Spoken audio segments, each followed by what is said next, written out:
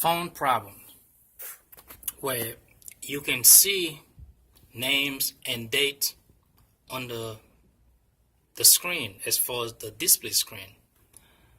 The first thing you do, of course, anyone would actually think of, pick up the phone and see any dial tone, no dial tone.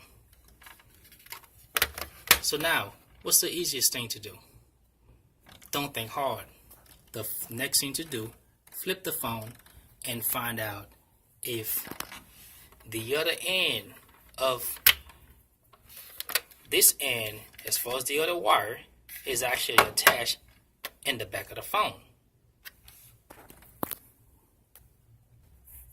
Once you flip the phone upside down, guess what?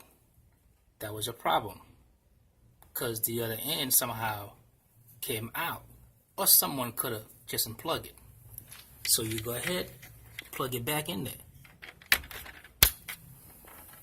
Once you plug it back in there, fix the phone.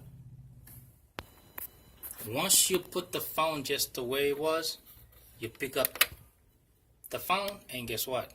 You can hear your green light, your red light, and you have dial tone.